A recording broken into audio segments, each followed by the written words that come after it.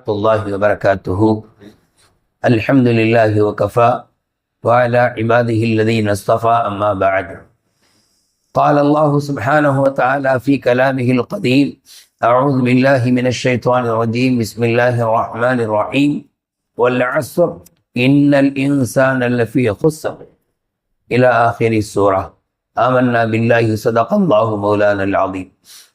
கண்ணியத்திற்கும் மிகுந்த மரியாதைக்கும் உரித்தான மேலான பெரியோர்களே, பாசத்திற்குரிய சகோதரர்களே, கண்மணி நாயகம் ஸல்லல்லாஹு அலைஹி வஸல்லம் அவர்களின் கண்ணியமான உம்மத்துமார்களே, அல்லாஹுடைய மகத்தான கிருபை, இன்ஷா அல்லாஹ் நாம் நாளை தினம் நம்முடைய இந்த சுபகுடைய தொழுகையில் குர்ஆனை நிறைவு செய்ய உள்ளோம் இன்ஷா அல்லாஹ். இன்று ஓதிய சூறாக்களில் ரப்புல் ஆலமீன் அல்லாஹு தஆலா ஒரு சிறியதோர் சூறாவிலே பெரியதோர் கருத்தை அல்லாஹ் ஒழித்து நமக்கு இறக்கியுள்ளார்.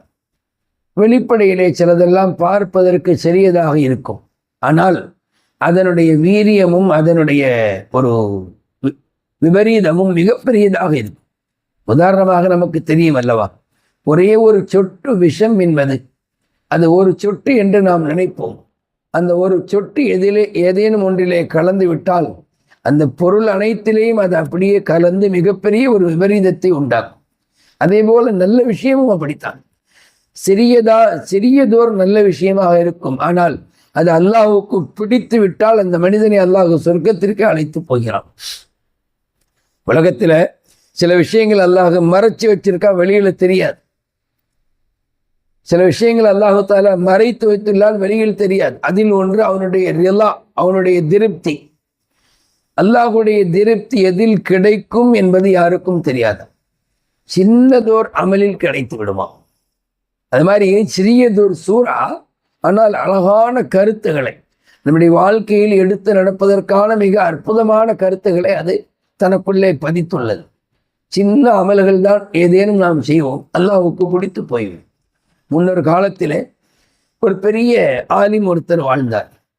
அவர் எல்லா வகையான ஹிதுமத்துகளை, மார்க்க ரீதியான சேவைகளையும் செய்து வாழ்ந்தவர். பல வருஷங்கள் அவர் முதர்ரிஸாக, பாடம் நடத்தக்கூடிய ஆசிரியராக இருந்தார். பல மார்க்க தீர்ப்புகளை வழங்கியுள்ளார். பல கிதாபுகளை எழுதியுள்ளார். அவருடைய மரணத்திற்கு பின்பு அவருடைய மாணவர்கள் கனவில் கண்டு கேட்கிறார்கள், அல்லாஹ் உங்களிடத்தில் எப்படி நடந்து கொண்டான் என்று. அந்த ஹதீஸினுடைய கலை நிபுணர் சொன்னார், அல்லாஹுக்கு முன்னிலையில் என்னுடைய அமல்கள் எல்லாம் வைக்கப்பட்டது. அந்த அமல்கள் எல்லாம் அல்லாஹ் பார்த்துவிட்டு அதில் ஒரே ஒரு சிறிய அமல் ஒன்றை அல்லாஹு தாலா சொன்னான், இது எனக்கு பிடித்து போனது என்று சொன்னான். என்ன சிறிய அமல்?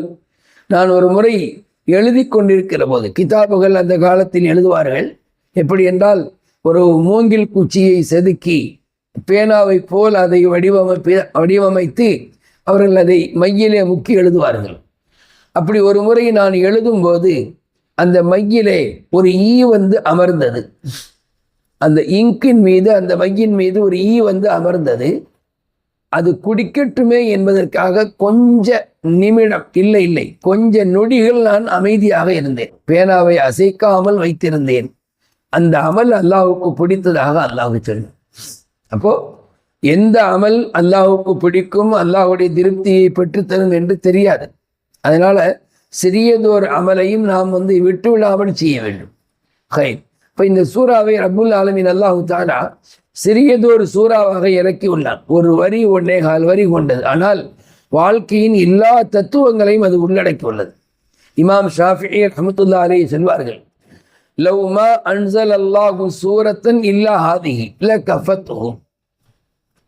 ஒருவேளை அல்லாஹு தஆலா மக்களுக்கு வழிகாட்டும் விதமாக குர்ஆனிலே இந்த ஒரு சூறாவை மாத்திரம் இறக்கியிருந்தால் கூட, ஒருவேளை அல்லாஹு தஆலா மக்களுக்கு வழிகாட்டும் விதமாக குர்ஆனிலே இந்த ஒரு சூறாவை மாத்திரம் இறக்கியிருந்தாலும் கூட லகஃபத்ஹும், இந்த ஒரு சூறா மக்கள் எல்லோருக்கும் போதுமானதாக இருக்கும் என்று சொன்னார்கள் இமாம் ஷாஃபி ரஹ்மத்துல்லாஹி அலைஹி.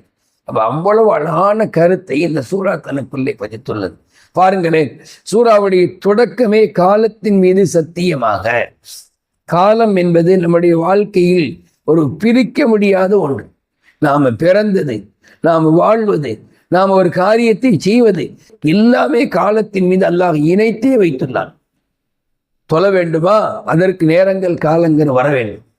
நோன்பு வைக்க வேண்டுமா, அதற்கு நேரங்கள் காலங்கள் வர வேண்டும். ஹஜ்ஜி செய்ய வேண்டுமா, அதற்கும் நேரங்கள் காலங்கள் வர வேண்டும். ஒருவர் கோடிக்கணக்கான சொத்தை வைத்துள்ளார். எவ்வளவு ஆசைப்பட்டாலும் அவர் ரமலானிலே ஹஜ்ஜி செய்ய முடியாது. அவர் முஹர்ரமிலே அல்லது ரபியுல் அவ்வலிலே ரசூலுல்லாஹி ஸல்லல்லாஹு அலைஹி வஸல்லம் பிறந்த மாதம் என்று ஆசைப்பட்டு அந்த மாதத்தில் போய் ஹஜ்ஜி செய்ய முடியாது. உம்ரா வேண்டுமானால் செய்யலாம். ஆனால் எதற்காக நாம் சொல்கிறோம், ஒவ்வொரு அமல்களுக்கும் ஒரு நேரங்கள் காலங்கள் உண்டு. திருமணத்திற்கு ஒரு காலம் உண்டு. யாரையும் 10 வயதிலே திருமணம் முடித்து வைப்பதில்லை, 20 வயதிலே திருமணம் முடித்து வைப்பதில்லை. அதற்கென ஒரு காலத்தை எதிர்பார்க்கிறார்கள்.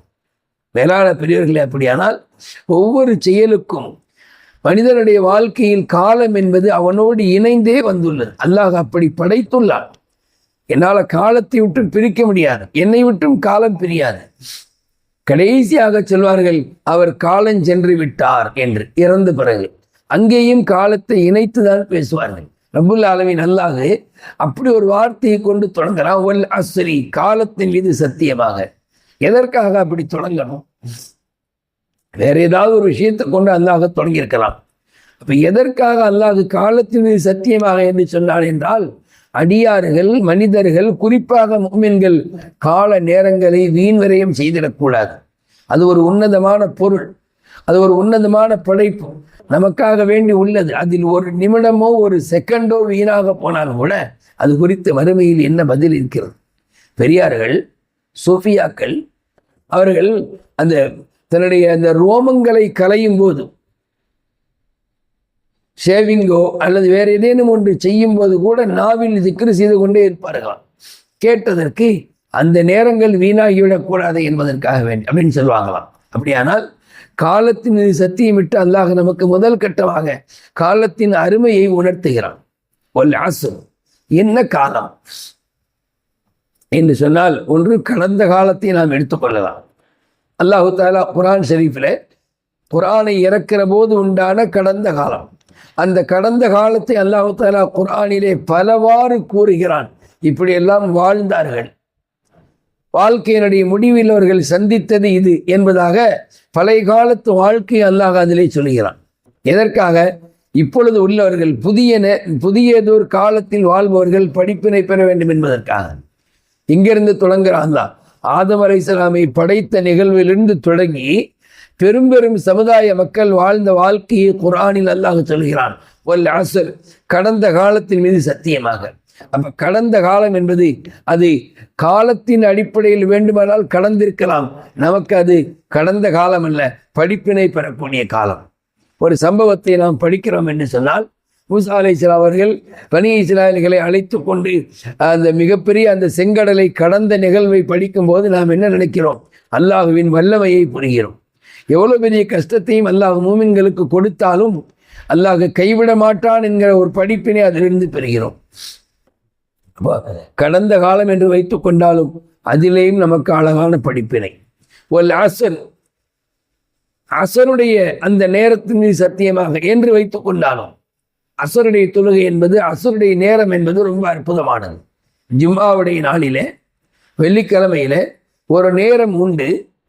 அந்த நேரத்தில் துஆ கேட்கிற போது அல்லாஹ்விடத்தில் அது கபூல் செய்யப்படுகிறது. அந்த நேரம் குறித்து பல தகவல்களுக்கு மத்தியில் ஒரு தகவல் இப்படியும் உண்டு, வெள்ளிக்கிழமை அசருக்கு பிறகுள்ள நேரம் என்று. அப்படியானால் அசருடைய தொழுகை அதனுடைய நேரம் என்று வைத்துக் கொண்டாலும் அதுவும் அழகான கருத்து. ஒல் அசர், அசருடைய தொழுகையின் மீது சத்தியமாக. ஒல் அசர், கடந்த காலத்தின் மீது சத்தியமாக. இப்பொழுது நாம் வாழ்கிறோமே, நமக்கு ஒல் அசர், பெருமானார் ஸல்லல்லாஹு அலைஹி வஸல்லம் காலத்தின் மீது சத்தியமாக. ஏன்? பெருமானார் ஸல்லல்லாஹு அலைஹி வஸல்லம் காலம் ஒரு பொற்காலம், வஹி இறங்கிய காலம். நாயகத்தினுடைய காலம் முடிந்ததோடு வஹியினுடைய அந்த தொடர்பும் முடிந்து போனது. நபி ஸல்லல்லாஹு அலைஹி வஸல்லம் வஃபாத்துக்கு பிறகு உம்மு ஐமன் ரலியல்லாஹு அன்ஹா அவர்கள் அழுது கொண்டே இருந்தார்களாம். உம்மு ஐமன் அம்மா யாருன்னு சொன்னா, நபியினுடைய பாட்டனார் காலத்திலிருந்து அவங்களிடத்தில் ஹிதமத்துக்காக இருக்கக்கூடியவங்க. 3 தலைமுறைகளை கண்டவர்கள். அப்துல் முத்தலிபு, அப்துல்லா அண்டு முஹம்மது ரசூலுல்லாஹி ஸல்லல்லாஹு அலைஹி வஸல்லம். 3 காலங்களை அவர்கள், 3 தலைமுறைகளை கண்டவர்கள். மிகப்பெரிய வயதான பெண்மணி பெருமாள் வஃபாத்துக்கு பிறகு அழுது கொண்டிருக்கிறார்கள்.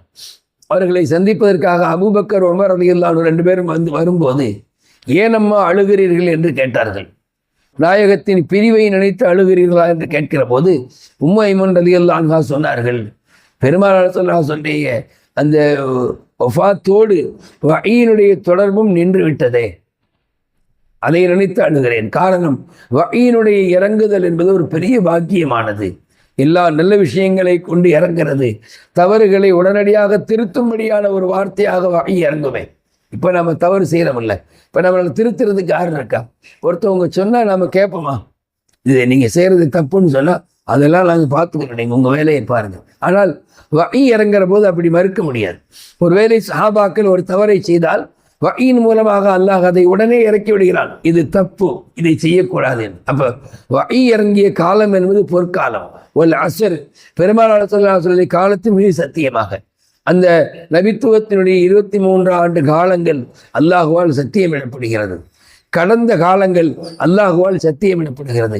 அசருடைய நேரம் அல்லாஹுவால் சத்தியமிடப்படுகிறது என்றால் நாம் இந்த உம்மத்தாகிய நமக்கு கிடைக்கும் படிப்பனை காலத்தின் மீது சத்தியமாக என்று சொல்லி அல்லாஹ் நமக்கு கால நேரத்தின் அருமையை உணர்த்துகிறான்.